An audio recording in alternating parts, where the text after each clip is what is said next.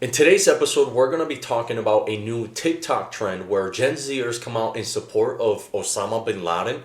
Princeton professor claims that bestiality should be morally acceptable, and I'll also be addressing a couple of comments made in my previous episodes telling me that the church should not vote and should stay away from social issues. My name is Mario Marchese, and this is the Mario Marchese podcast.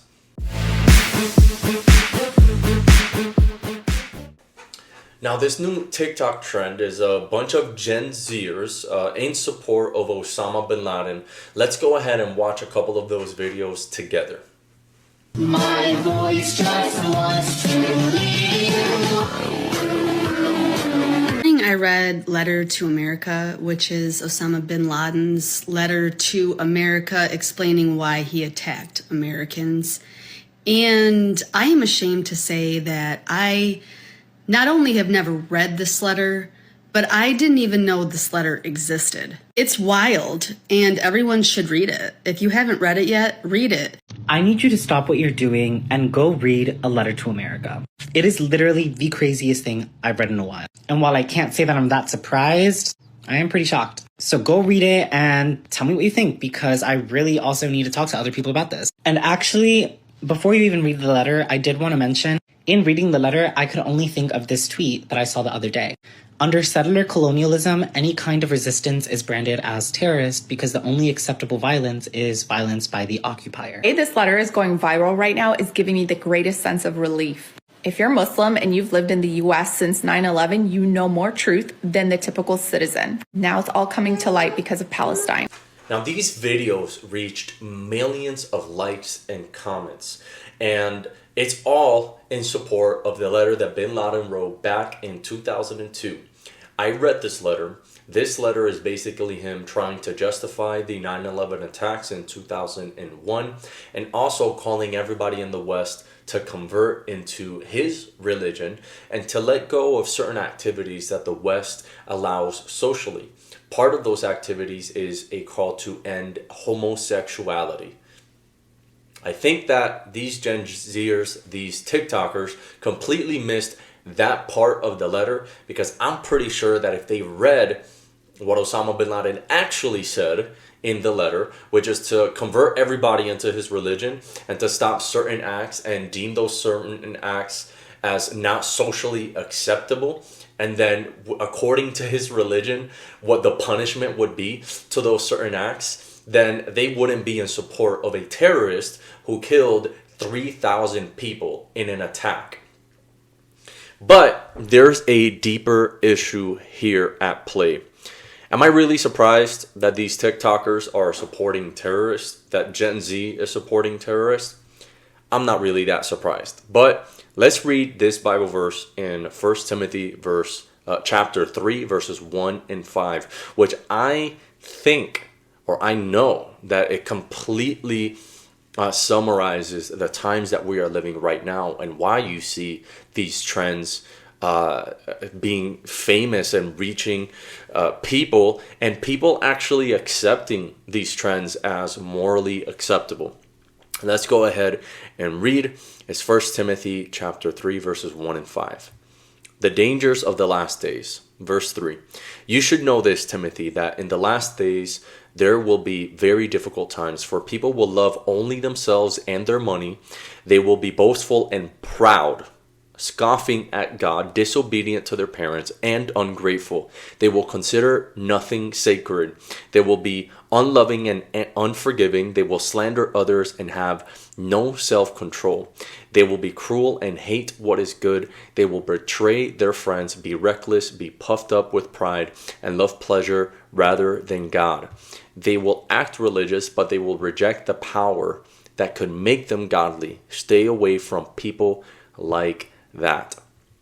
This Bible verse says it all. We're literally in the end times. People are lovers of evil. They are lovers of themselves. They are lovers of their identities, of their sexuality, and they are lovers of anything that is ungodly and anything that is unbiblical, including people who are in positions of influence, including Princeton professor who came out supporting bestiality. Let me say that one more time. A Princeton professor, like a person who got hired to teach college students, came out in support of bestiality, as in having sex with animals.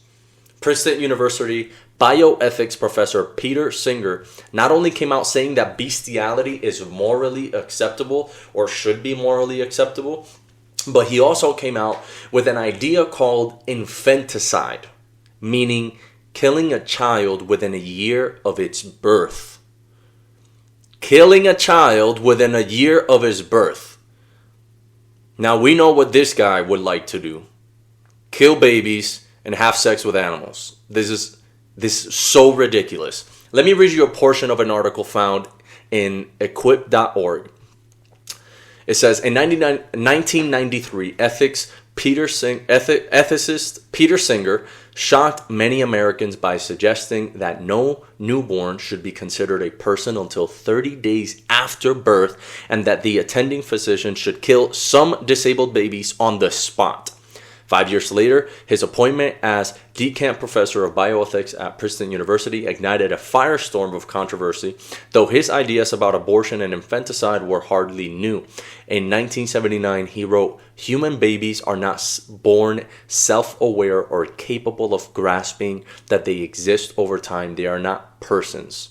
Therefore, the life of a newborn is less valuable than the life of a pig, a dog, or a chimpanzee." That was him claiming this. If this doesn't tell you that we are living the end times, I don't know what else to tell you, or I don't know what more evidence you want. We have professors from supposedly prestigious universities claiming that killing children, killing a baby, saying that a baby is less valuable than a dog, a chimpanzee, or an animal, and that's okay, and that it should be morally acceptable to have sex with animals. This is absolutely pure evil and disgusting. These are the ideas that have been pushed for many, many years, and why the church needs to stand up to speak out against such ideas. For example, Colorado, in the state of Colorado, you can abort a baby at any time of the pregnancy. You can look this up at the Denver Post. You can go to their website. You can look up the bill that was passed, I believe, back in 2022, stating that you can abort a child at any time of the pregnancy. Now, anybody who is for abortion, typically they think they have strong arguments, but what's the difference between a 9-month baby, a 9-month-old baby, and a 10-month-old baby? Almost absolutely nothing. But it is okay in the state of Colorado, according to these people who passed this evil bill, to kill a baby even at 9 months when they are fully developed. Even though, to be clear, life begins at conception. So at any time of the pregnancy, it is murder. But here in Colorado, you can abort a baby at any time. Now, keeping in mind that TikTokers are supporting terrorists, that it's okay to support terrorists.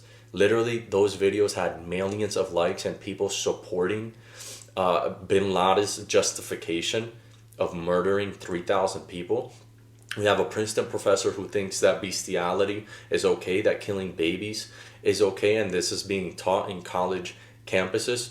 We have states like the state of Colorado where you can abort a baby at any time, which this leads me to my response to a couple of comments that I've been receiving in my previous episodes, which are very interesting. The first comment that I got indirectly, this was a friend of mine who reposted a reel that I posted on Instagram, and this person replied back to the reel, and it says, "LOL, the church should stay out. We should not vote if we truly believe in Christ's teaching." in another comment that I received, which was on one of my YouTube videos, somebody stated it goes both ways. The states stay out of your way, and in return, the church stays out of politics. Now, in the first comment that I read, the LOL, the church should stay out. We should not vote if we truly believe in Christ's teachings. A friend of mine, a very good friend of mine, Ulysses, responded to him. And I absolutely loved his response, and I 100% agree. I'm going to go ahead and read it to you. He said, I'm not saying it's a biblical command to vote. I'm saying we as Christians shouldn't be voting for people who are directly opposed to biblical principles. Exercising our right to vote is another way of spreading the gospel, but through a political means. We are telling the world we will not back those that are against biblical truth.